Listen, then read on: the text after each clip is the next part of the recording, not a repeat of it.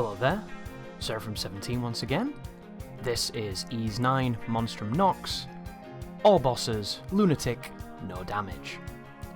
For a little introduction here guys, what's going to happen in this video is I'm going to be going through each of the individual bosses.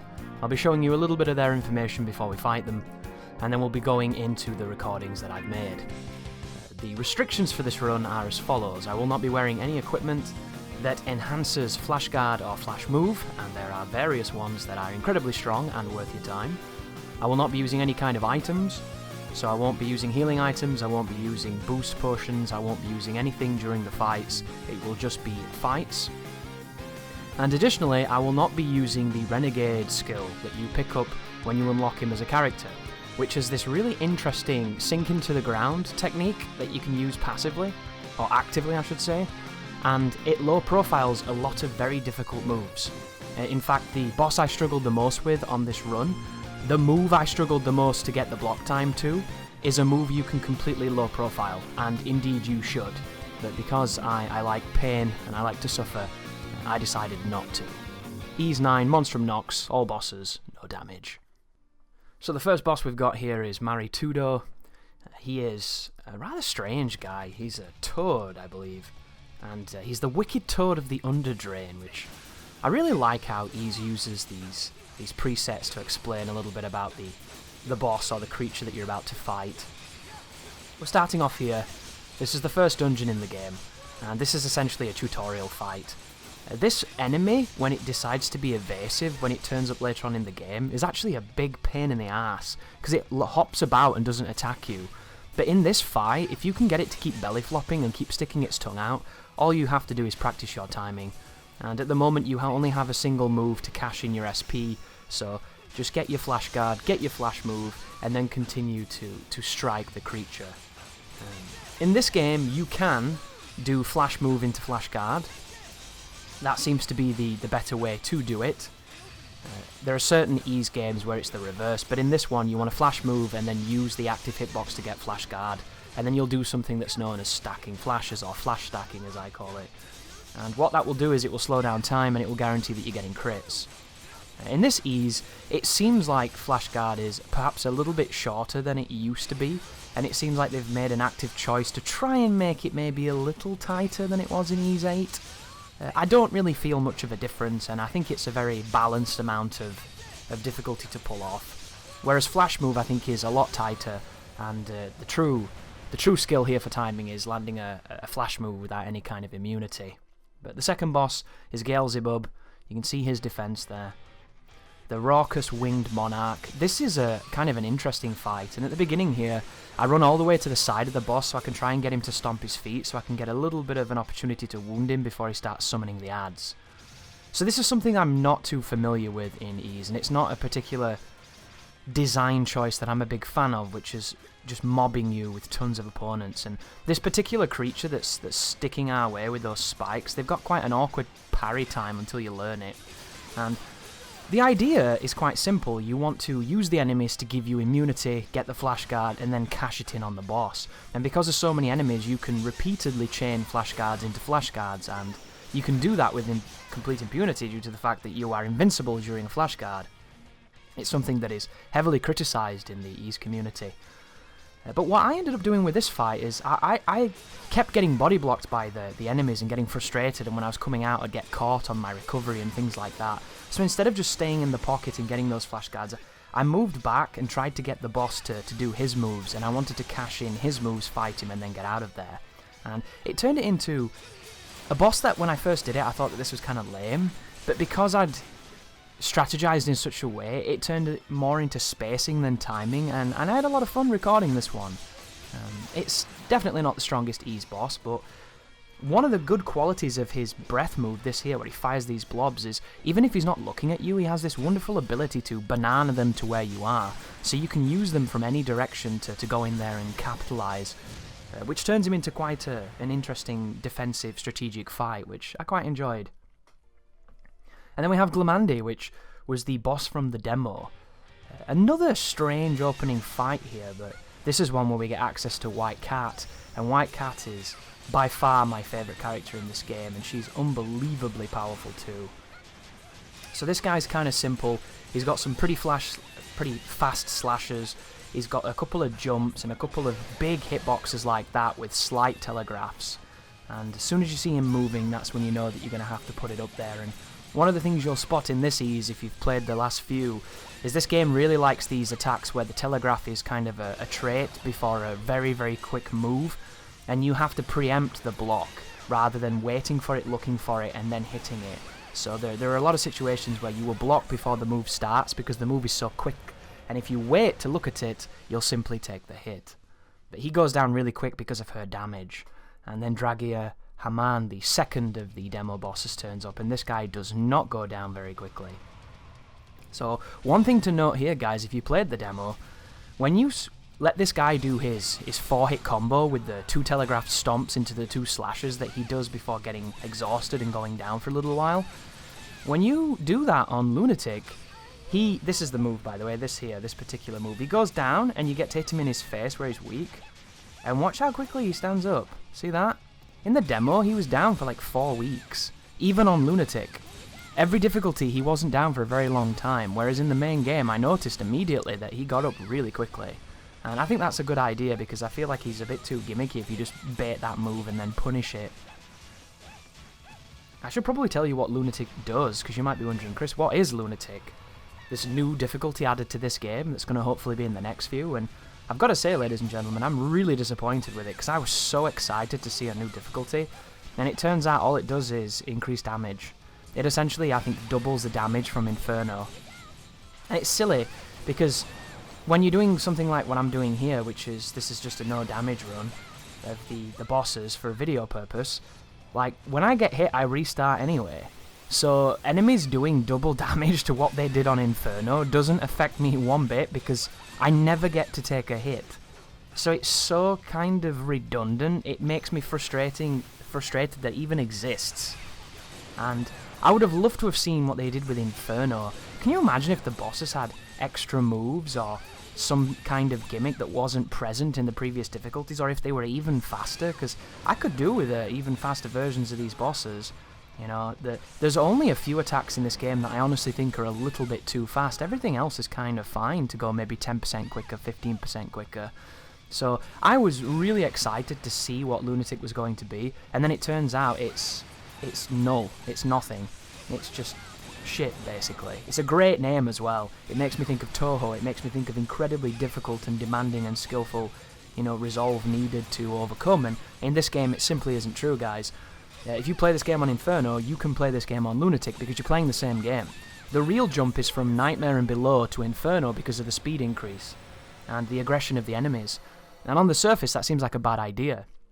Here's a throwback boss, by the way, guys, Rene-Vaguillion. This guy's kind of interesting too. He keeps turning into a bunch of bats and then running away. He also has the ability to knock you down with a shout that doesn't hurt, but it hurts your pride. It's got some serious pride damage on it, that one. As I was saying though, this is a great example of a fight too. If you fight this guy on normal, like I did on my first playthrough, he doesn't do anything. He just kind of stands there, and then he does his bats, and then he stands there and he does his bats, and it makes you feel like he's broken, like something's not working. And then you fight him on Lunatic, and he's a lot more aggressive, he's a lot quicker too, and he's doing things, and it makes the fight make a lot more sense. And I've never played an ease game on an easier difficulty, because when I started with 8, I started on Inferno Blind. When I went to 7, I did Nightmare Blind, and then when I did Memories of Celceta, I also did Nightmare Blind. So I've always started on the hardest difficulty, and I've never had that casual experience, and for this game I wanted it to be different. I wanted to see the contrast. And I can honestly say, I think you should be able to put the Inferno modifier on speed on the earlier difficulties, because the bosses really don't change as much as you think they would via difficulties. It's just the arbitrary stuff, like the damage they do and what have you, and the damage you do to them doesn't seem to be that drastically different either, because ease has such a specific type of scaling. It's kind of annoying to try and circumvent it. But he goes down pretty quick, and I do love the throwback bosses. There's a couple in this game, and then this is the first of the difficulty spikes, Malefious. I knew when I played the demo that this guy was going to be a problem, and he was. This is by far one of the hardest to no damage in the game. To beat him, it's not that bad, but to do it cleanly, he's kind of a pain in the ass. Thankfully, once again, White Cat is so strong at this point that she's just hitting like a truck. And the only thing to know here that might cause you some chaos is the camera, especially if you change the FOV like I have. This move here, if you flash guard it, you can stop the cage from sinking and then go on and do all kinds of interesting things to him, but sometimes it doesn't work. And if the cage sinks and he starts flying and mixing you up with his moves, you can get put into situations where it's very difficult to do anything about it, like right now. This is where this fight gets kind of tricky. Luckily, the spikes go away and I'm able to recover, but I'd be lying if I said that this wasn't a pretty frustrating encounter. And for an interesting way to dodge the poison, guys, I know the poison's a point of contention because the hitbox is so vague. The best way I found to do it is to double jump into the air, and as you come down, use your flash guard, and then you'll usually get it every time. And here comes E-Mes Bellator, a really interesting fight, which I wish was slightly different. But the cool thing about a big ol' active hitbox like that poison, this is what I'm doing there, that's another setup parry, right, that enables you to alleviate the timing. But when you have a move that's active the whole time, like this move here, when you first get the hit, you can use that to refill your flash guard. And the game, in many ways, is completely designed around this idea of staying in danger and refilling your advantage. And you'll use that a whole bunch, because it's really, really fun. Some people on some forums seem to be really angry at the idea of how it's made ease really easy, and I just don't agree. And that's not even mentioning that you don't have to do it. You know, you don't have to use flash guard and flash move. There are certain areas where you definitely want to, and if you want to kill things in an expedient fashion, there's no reason not to, but I just don't understand. If you don't like it, don't do it. You know, why would you expect a game to change everything about itself just because you don't like something? I find that's really strange. But this move coming here, pretty fast. That's one of those fast ones.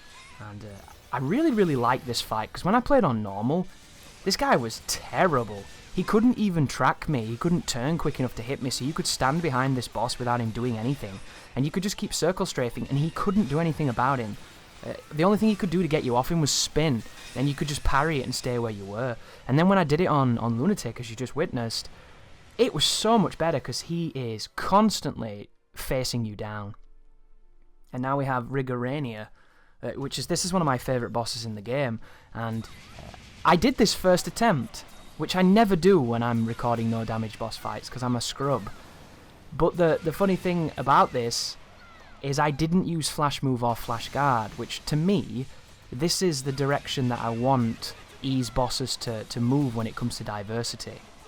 So this fight is a classic ease fight. It is an environmental puzzle to solve, which involves dodging bullets, jumping around, picking your opportunities, and solving problems. And I really like this.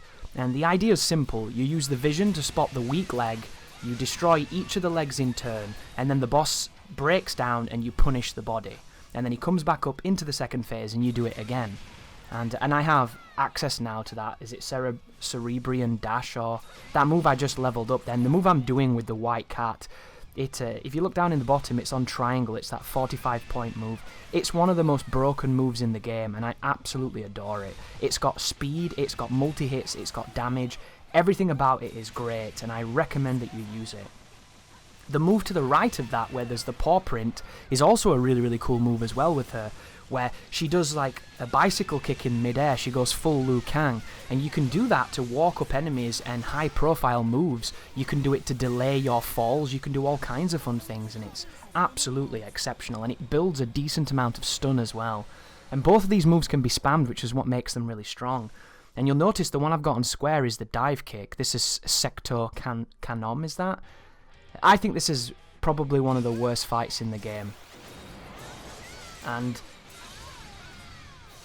I really wish I could ask the devs why they did this. So you'll notice the fights we've just been doing, guys, have been about 1 minute to 2 minutes long. Really aggressive, really fast. This is going to be slow as hell, because this thing's defense is just nuclear, absolutely nuclear. And look how much I'm not building stun. And I want to go on a bit of a tangent here to talk about a guy who is a very good ease player on YouTube. I always forget his name. It's like Racast or Recast or something like that. That guy is a great ease player, and he's no damaged the games that I've no damaged, and he's no damaged this one as well. He did it when it first came out, on the Japanese version, I think he might be Japanese. And he fights this boss, And I've watched his video, and the stun he does to this boss is off the charts. He does one move and he's got like the same amount of stun that I've got right now. And my stun bar doesn't move. I don't know what he's doing in that video. I don't know if it's his moves, I don't know if the Japanese version's different, or if it's some kind of patch. I don't know if the game has just been vastly changed between versions. I don't know if it's his gear, I don't know if he's just that good, he knows something I don't. But he figured out a way to build stun on this boss that I simply couldn't emulate. And I'm a higher level than him, I've got my skills maxed out, like I am squeezing every damage I can here with attachments, guys, because you know what I'm like, I'm not a marathon runner, I'm a sprinter. If a boss lasts 5 minutes, I'm going to fuck up and I'm not going to have a good time. If a boss lasts 2 minutes, I'm going to have a great time. It's going to be a fun video. I don't do endurance. I do glass cannon. And I stack as much damage as I physically can.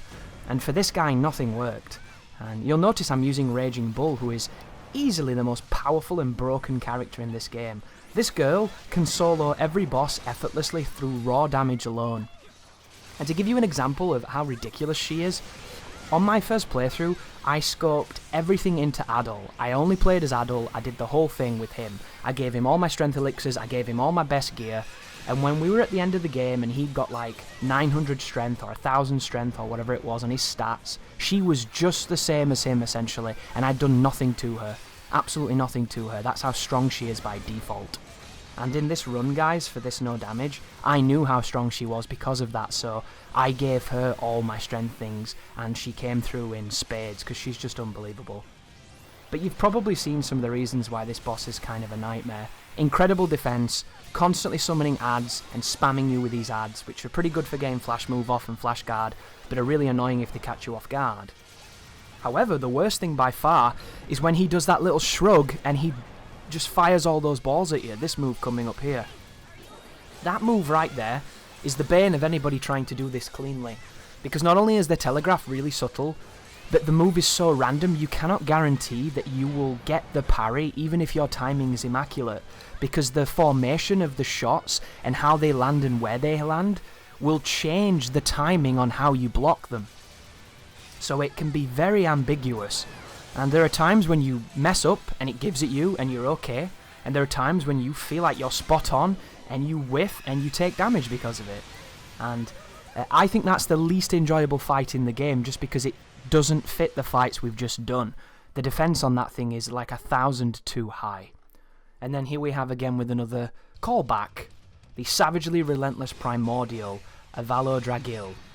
Avalodragil. I don't know how you say its name, but you'll remember this guy if you played Ys 8, and he's got some new tricks and some flashy new moves, and this is a really, really cool fight, this one. My big criticism of it is at the very beginning, you have to watch the beast scream every time, and if you're a god and you know damage things in one attempt, like everybody's favourite scrub Horisto, then you'll probably never see that cutscene a lot, but if you're terrible like I am, you'll see it a few times, and I got so fucked off with watching him scream at me. Because I must have messed this up like 20 times. And I don't know about you folks, but it really does speak to the merits of good game design when a developer acknowledges all the bullshit you don't want to see repeatedly and puts the checkpoint on the other side of it. And if you take anything away from any of my videos, guys, if you are a dev and you have any sway over your company, don't force the player to watch some bollocks before you fight something that's pretty difficult, because challenge runners like myself are going to get so mad at watching it, we're going to wish you'd deleted it to begin with.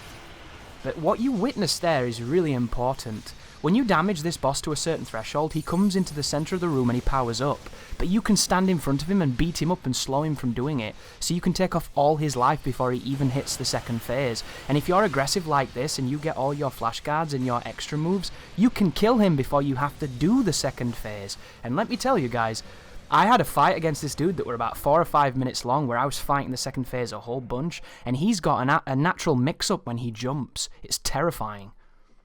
But here is Condemned Norns, the 3 cursed sisters, and this one is really out of place.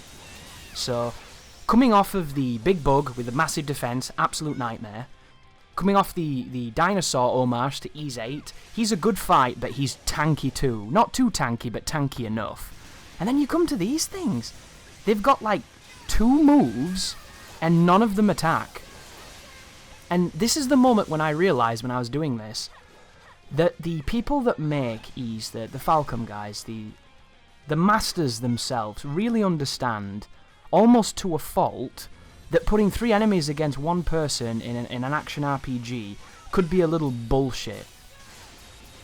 And if you think about, you know, some of the most famous gank fights, gank bosses in video games, you know, you think of Seriously We Want the God Hand, you think of your Ornstein and your Smos, you think of your Ishtaros and Nietzsche, you know, these fights where you have multiple capable opponents attacking you at all times, and it's really hard, isn't it? It's super hard, because it almost seems like it makes no sense and it wasn't ever balanced to be done.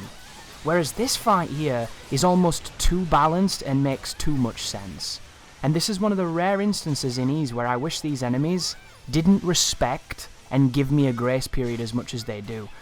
This is probably the easiest boss in the game, because all it does is stand around. And it doesn't seem to have many moves either. This could have been one of the most demanding mechanical showcases of your Ys abilities, but because of the way they've made it so that they don't really bum you, it's totally forgettable, and you will never remember this fight other than because it wasn't a fight. And I did it with Adol because there's no point bringing in the other guys in these. They were so powerful at this point, they would have shit on him. So I decided to do it with him. And then we have another throwback here, Rene-Nygtilger? Rene-Nygtilger? I don't know how you say that. The man-eating chilopod of the catacombs. This fight is awesome. It's also a giant nightmare to no damage. And here's why. So this is bullet hell. This is the old school Ys fights coming into the modern age, and we're trying to navigate them from a perspective that's not as good as those old school games. If you go back to Ys Origin, which is where this boss was from, if you go back to, you know, Oath in Felghana and even E7 in some ways, the perspective's slightly different in those games, and it enables you to judge depth a lot better. When you can judge depth, you can do a lot of things with projectiles, bullet hell, and formations. When you can't, it gets kind of complicated, and it leads to what you're watching here. So the trick to this, guys, is to trigger this phase with all the lightning happening, and then chain as much flash guard and flash move as you can. Because if you can stay in this invincible mode, you can get free reign and hit as hard as you physically can. And it's going to give you safety. And it's easy to get a flash guard when you're in a flash guard, because there's no risk. So when you know how the systems work, you can use these active hitboxes as a free refill, and you will when you get through an encounter such as this, because it's the best way to do it. I was using Adol for this because I felt like his range was going to be really, really useful, but it turns out, looking back and watching this, I really wasn't hitting as hard as I would have liked to have been hitting. And admittedly, I've not been focusing on Adol at all in this run because I knew he wasn't going to be enough to cut what I wanted. Normally in Ys, I use Adol. He's my favourite character. He's the guy that has the utility and has the moves. In this game, he absolutely has the moves, but they seem to be for hitting multiple targets and not necessarily for doing immense damage to one enemy. So when you do 1v1s against big bosses, it's nowhere near as effective or as noticeable as it is when you take on a crowd. Like, if you have to take on a crowd in this game, Adol's your guy. He's got so many tools that do the same thing. It's kind of insane. Interesting graphical glitch there as well, but when it comes to 1v1s, you want White Cat or Raging Bull. But here is the second phase, and there's a checkpoint here. If this didn't have a checkpoint, I would have probably been here for a few days.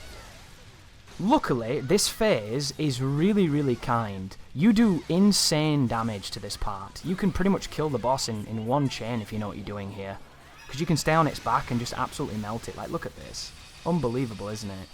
Like, really unbelievable. And this is not even half as ridiculous as you can make this if you know what you're doing. Piece of advice here, guys. The E7 tech you just saw me doing there, where I'm mashing flashguard once I've got it. Every time you flashguard, you generate a little bit of extra meter. You also generate a little bit of SP after the initial guard. So if you're in a move that's active and you need to get your super quicker, just spam the flashguard. And this particular part of the fight, they want you to use Renegade's ability to go underneath the boss, I believe. I think this is one of the areas where the devs thought you were going to do it. There's a couple of moves that are like that, where you can just go under them, and it's really, really cool. But I didn't want to use that as a crutch. I wanted to focus on, the core fundamentals. And this particular sequence here, all you have to do is wait for him to finish his little move, and then you can finish him off. I died a few times on that particular moment because it's quite random and there's so many projectiles, you've got to watch quite a lot of things. But I think that that's an absolutely amazing fight in it, and it really tests your ability to watch a few things. But here is Bellator again, the eternally faithful warrior of stone, this guy. And this one's not as interesting as the first one, but he's beefy because he's a giant stone warrior. And the strategies that I was implementing here with Raging Bull were essentially to get the flash guard, do the... She has a move that she starts with, which is like the most broken move in the game. I don't remember the name of it, but it's the triangle move that costs, is it 88, 85 on the SP, and she spins around, and then she finishes with a big overhead. It's called, like, you know, something breaker. It's absurd, really, when you think about it. It's a starting move, and I'm going to be using it against the final boss, because it's that good, right? It's just power, range, speed, utility, everything about it is unbelievable, really. And I tried all of her moves, and there's a couple that I really like, but the utility of this is so high that you'll never really use anything else. And the idea is that you do a charge attack so that you fill your SP, you cash it out with the 85 SP, and then as you come out of it, you're holding the charge button so that the moment you come out of the move, you can cancel into a charge move. And you'll see me do it a few times on some of these fights, because you'll see my character glow, and that's when I'm charging my move to get me the SP. And one of the things I really like about charge moves in Ys 9 is they feel weighty, and they feel like they hit pretty damn hard. And I lamented their absence for a long time in this game, because you get them kind of late. And I love the charge moves, I loved them ever since I first stumbled across them in is it Oath in Felghana. There's something strong about charging a move, it feels really, really functional. And in this, you can charge, like I'm charging it there, did you see it? If you watch, when I'm in the air with this, you'll see she glints. There's the glint, she's got it charged. So you can buffer charge moves while in... I did it just then. Came out of the move immediately into the charge move. I apologise if that's complicated how I said that. But you can charge your moves while other moves are happening, and then come out of them and get your SP back, and then chain them into just incredible amounts of damage. And it's not hard to do. And then we have Ostroflambe, everybody's favourite twin-headed flame dragon. So I really like this fight. I think this is one of the most unique fights in the game. But I hate this move here. And I hate this move for one reason, because it's really hard to judge the depth due to the way they decided to do the shadows. Instead of making the shadows dark, they made them light. And because they're so bright, it's really, really tough to tell where the hell they're going. And anyone that's tried to no damage this, there's no world where you didn't get hit by those stupid balls at some point, because for some reason this boss just spams it. And the way you judge those balls and their movements is, you've got to be some like pilot or something, some NASA pilot that's going into space and doing some interstellar level docking, because it's so hard to predict and understand what they're doing. So all I do is kind of, I run around and jump evasively and hope I don't get hit. I don't even try and flash guard them, because I can't tell where they're going and they move so erratically. And everything else this boss has is wonderful. Everything else is superb. It's got charges, the different heads do different moves, it's got the ability to fill the room with lava and force you to do these weird platforms. Like, it's really clever. It's by far one of the more interesting mechanical bosses in the whole game. But this one move here is the thing that kind of kills it. And just then, when you're coming out of your extra, you get some iframes, so you can generally get a nice flash move. But look at this. Platforms in lava. And then he puts pressure on you. Super sick, right? What a cool idea. If I land in that fire, it's game over. No damage has failed. But it's one of these things where he never gets to capitalise on it, because, you know, you can circumvent it, and then he just does this. And the move he did just then, that big swathing move, is really good for getting a flash guard, but it's active before it hits you. And I had a couple of fights against this guy where I was really close to winning, and I got hit by that, and it made me pretty salty. So you can high profile it by jumping it, and I'm just going to jump it. This move here. So I slowed that down to see what that hitbox was like, and the hitbox is so wide off the visual that if you parry early, you'll get the parry. But if you try to parry when you should, you can sometimes get hit. And I can't remember for the life of me bad hitboxes in the previous E-Mes games that I know damaged. But in this game, guys, on the demo alone, Dragia had a shitbox, so did Glemandy, and the Nefarious dude was just shitbox central. So, I don't know if it's Falcom trying different things, I don't know if it's experimentation, but there's been some shitboxes in this, and I'm not a fan. Now, speaking of things I am a fan of, the Alchemized Knight of Chivalry, Master and Commander Chatelard. This is the best fight in the game. And it's the best fight in the game for two reasons. Most of the bosses in this game, guys, once you understand the basic timings on the parries, you'll destroy them, because they can't do anything because you're invincible. However, this guy can. This guy has a natural mix-up with the thrusting move, where he can dash towards you like that, or he can just do a beam sword stinger that hits instantly. If you wait for the instant stinger, and you get the other move, if you wait for the long move and he does the instant stinger, you get hit. If you think he's going to do the instant stinger and you dash, and he does the other move, you'll get hit on recovery. And it produces a natural mix-up. And not only that, he has the ability to feint. So he can pretend that he's going to do this natural mix-up, and then he'll teleport and do something else. So this guy, by far, if you get a bad pattern where he's feinting, where he's mixing you up, where he's getting real fancy, this is one of the hardest bosses in the history of the series. Because he can do all kinds of tricky stuff. The problem is, he can also do really dumb stuff. And one thing I love about Chatelard is that he blocks, and you can guard break him and get a free punish. One thing I hate about Chatelard is sometimes he blocks too much. So this right here is his block. If you attack this without a charge move, he will instantly counter with an AoE and it's game over. You might be able to guard it, I never tried, but fundamentally he punishes you instantly with a counter attack. If you do a charge move though, you get a free opportunity to beat him up. And you'll notice I'm using a move with the white cat which is called Tail Swipe, which is a really silly move where she like flitters her tail, but it builds a nuclear amount of stun. It's really good for stunning, and I'm just hitting him with my tail. And it kind of looks insulting / slightly erotic if you're into that kind of thing. Furries and cats and everything. But it was making me laugh. And sometimes when you're doing no damage, guys, and you're getting frustrated, sometimes making you laugh is what you need. So just tickling him with my tail was a pretty good day. But look at him. He's giving it me. And I really wish he didn't, but sometimes it's just the way it works. But by far, this boss here, one of the most interesting ones in the game. He's really good.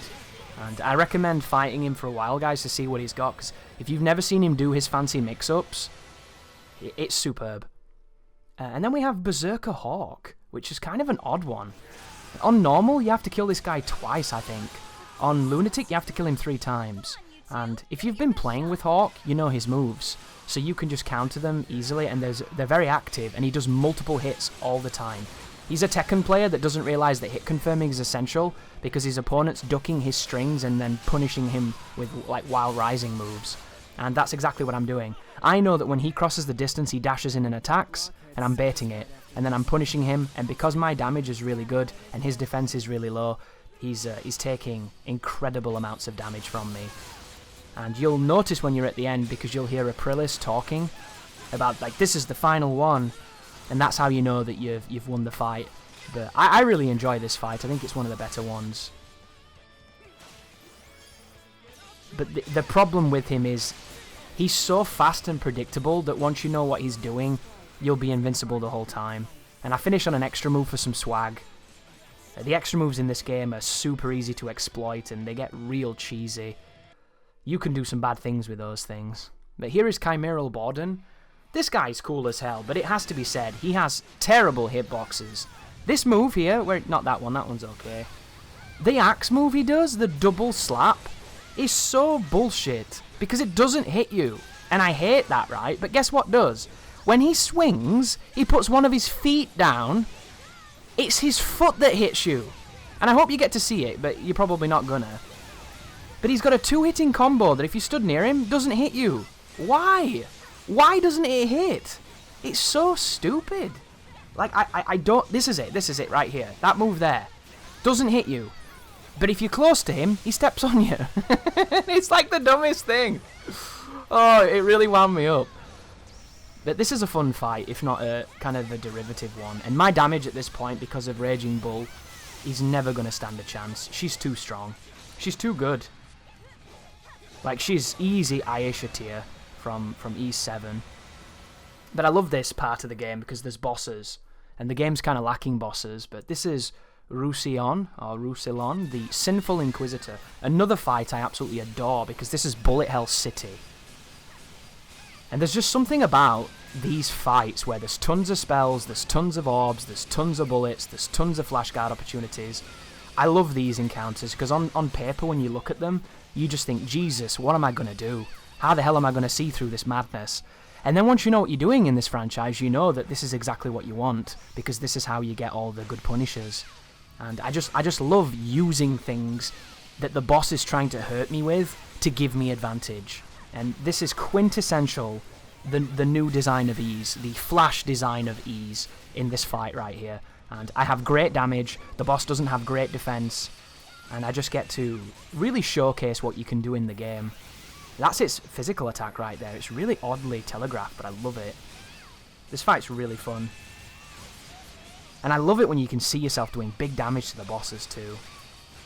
Piece of advice as well, guys, if you're ever having trouble in ease with a boss, if you're under its level, you will notice your damage takes a rather hefty scaling. So if you're 5 levels lower than a boss, if the boss doesn't have high defense, your damage is probably going to be decent but not as good as you'd like. If the boss has high defense, your damage is going to be pitiful and you should stop. Ease is a game that is known for grinding. The closer you are to the boss's level, the more fun you will have. When I didn't know this when I first played Ease 8, and it really stung. But here comes Chimeral Chard III. This fight is really cool. This guy is fast. But I didn't know about that when I first played Ease 8, and it kicked my ass. It really did. And then afterwards, when I recorded my no damage run, I learned that the closer I was to the boss, the more fun it was for my playstyle. And from that day forward, I pretty much always tried to be at the boss's level. And sometimes it can be a bit frustrating because you might have to grind a little bit and you don't want to, but it just makes the game more fun. And I don't play Ease, guys, to be the best Ease player or to show you stuff you can't do. No damaging Ease is not the hardest thing in the world. It's very fun, and it's one of those things I particularly enjoy. And it's a very niche topic to begin with because there's not many people that know Ease. Sorry, it's kind of criminal how many people don't know about this franchise, and it's even more criminal by the people that simply just don't care. I guess it's just, different strokes for different folks, but I can't imagine playing such a joyful RPG and not liking it. To me, it just doesn't. This game is fun embodied for me. It's such a passionate and personal franchise where it makes me smile, and gaming doesn't make me smile anymore. So whenever that happens, you've got to steal it, and you've got to bask in it, and that's exactly what I've done with this release. Because it reminds me of why I love games. It reminds me of what I love in games as well. And I haven't been talking about this fight, but it's actually pretty hard. Luckily, he goes down quite quick if your strength is good. But this phase here, his wings are constantly shedding those orbs, and all of this turns into AoEs, and it's so easy to get caught in it, and you just have to dance around the craters and hope you don't get traded with something. And I made it look really easy, and trust me folks, it's not a hard boss conventionally, but it's very easy to take damage. And I love the idea of these knights and these manifestations. I think it's such a cool motif, and here's the final boss, Atra Nox Phillius. This boss is really, really cool. Unfortunately, his moves all lead to really predictable and fun flashguards, so you can stay in the pocket and absolutely molest him, and there's not really much you can do. He's got great moves, he's got great animations, he's got great tells. He's a great last boss. I don't know why we didn't fight Gianfranco Zola. I feel like the Alchemist should have been a boss before this guy was, and it kind of feeds into the lacking bosses of Ease 9, which, if you look into the older games, the numbers aren't lacking at all, but when you come off Ease 8 with so many bosses, this game definitely feels like a step down in as far as the content there. But this guy, super, super fun fight, super, super sick. Kind of reminds me of El Deal a little bit, which is another great fight. And I came into this pretty strong, but not crazy strong. I was still holding out on all my strength elixirs. Little did I know the fight after this was going to give me so much problem, like so many problems, sorry, and so much trouble. But this is the start of a boss gauntlet that is not equally checkpointed, and it's really frustrating. Because every time you want to change something... Oh, this is interesting as well. This move here, if you stand on top of it, you can mash guard and stay completely safe and build up all the stuff you need to punish him afterwards. And at the end of this fight, he loves to use that move. He gets very hungry with that weird orb laser thing, so make sure that you get as many guards as you can and punish him for doing so. But there's a strategy in this game, guys, that I've not showcased that you're going to see coming up. And it is giving your team the shawl for like 200% boost extra gauge. And this is the worst boss in the game, by the way, ladies and gentlemen. This is the one that took me the longest. Anima Ergastulum, I think he's called, Skullum. This is unreal. Absolutely unreal. There are 2 phases here, and there are no checkpoints. This is the first of the bosses from the E-Mes franchise at the end that has had a segmented final boss that was not checkpointed. And I cannot begin to tell you how frustrated and upset with this I was.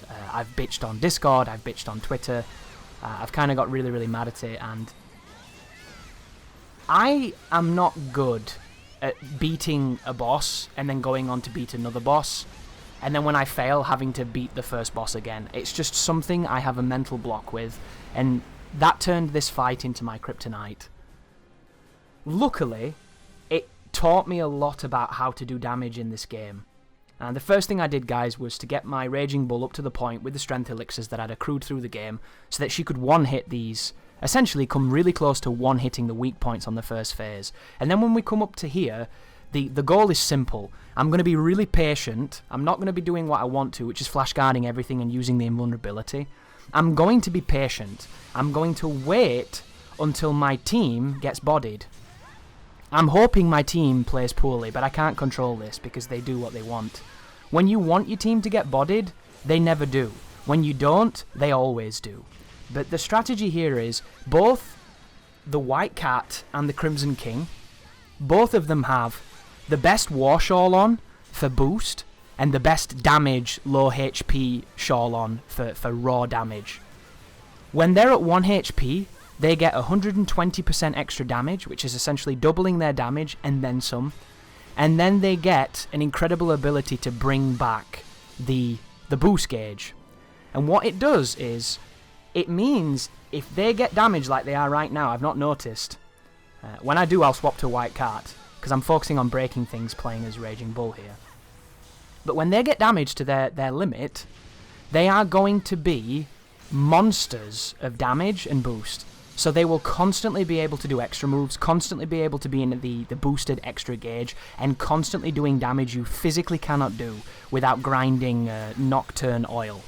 And it's incredibly, incredibly strong. What you're going to see here, guys, because I just didn't notice it at this time, you're going to see me break all the weak points on Anima, and then I'm going to attack his body with the most damaging character I have. At this point, Raging Bull has something like 1100 strength. 1100 strength! It's an incredible amount of boosted strength. Watch my damage here. It's good for this boss because he's very defensive on the core, but it's trash for what I want. You cannot single segment and single cycle this phase. You have to break the weak points twice, because even if you do enough damage to really hurt him, it stops it and it brings back the weak points. And that was the problem that I had with this.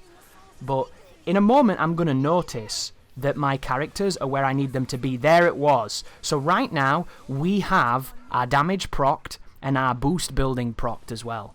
And if you're struggling with any fights on this game, guys, this is what you do. You put those two things on, and they do all the heavy lifting for you. It's an unbelievable amount of damage. Like, can you imagine if I put it on Raging Bull? She would have over 2,400 strength.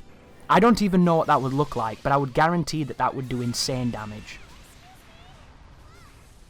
And the strat here is simple, guys. I'm going to use the moves I can safely flash guard to go up and break weak points. I'm going to evade moves I'm not confident in blocking. The double sword slash he does is a move I just cannot block. Every single time in practice, I do it effortlessly. Every single time I jump and flash move, perfect. Jump and flash guard, Whatever it is I decide to do, I get it every time. And then when I do proper runs, he hits me. He hits me. He hits me. It's probably hit me 50 times when I've needed to dodge. And it's the same with that move as well. You can wait for that move to sink into the ground and then flash guard it and then get free immunity for a long period of time. But every time it countered on a good run, I fucked it up.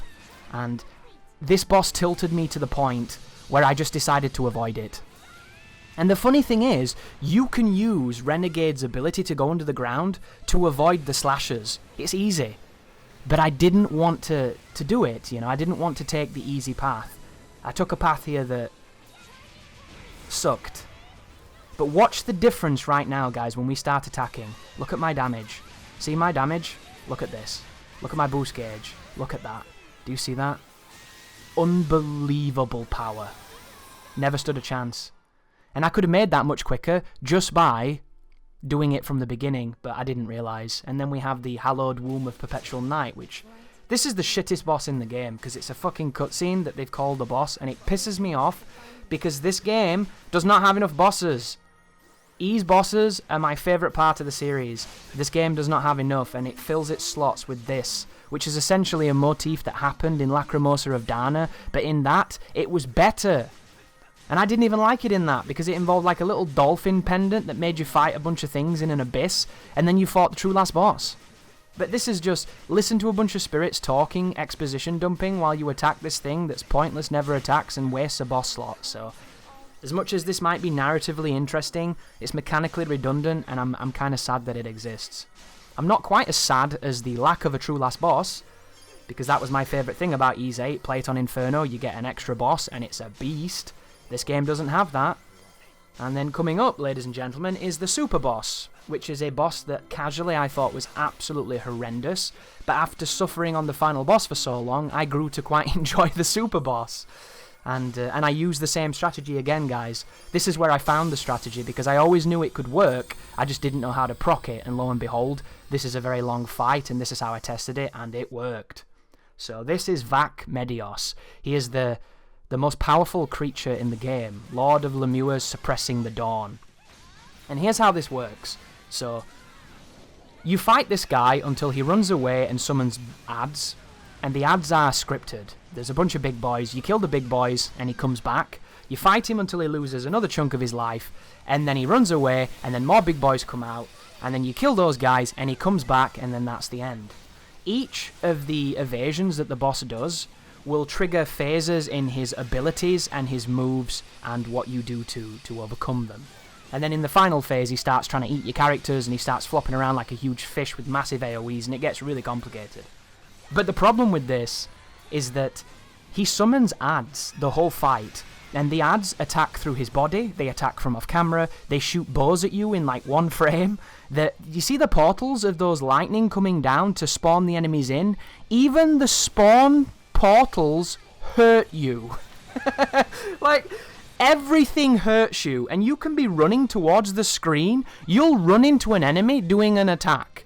Like, the amount of times I was running away just to try and see what the battlefield was, and I ran into a dude doing a move. Like, it's unbelievable. But the strategy I came up with, guys, is I'm max level, really, really, really crunched my damage here. So it seems like OBS had a weird moment there, which is super annoying. You can hear the game in the background, but the processing error happened, so the video started fucking up. Of all the fights to do that on, why would it be the one I really don't want to re-record? That's just ironic. Sorry about that, guys. I hate those little blips like that. Anyhow. So the strategy here, guys, that I'm using, that you're probably aware of, and you might have come up with yourself, is I'm going to use Raging Bull to attack the boss, and I'm hoping that my team get bummed. If my team get bummed, they get low life, and then I can swap to them, and they do incredible damage. When he summons the ads, I run around letting the ads kill my team as much as possible, and then I kill them on a safe move, which for a lot of them is that Bug's wind move that fires those like sonic booms. And what happens is, if you run around a little bit, your team gets overzealous and they trade some hits, and their HP goes down because it's Lunatic, so they die really quickly.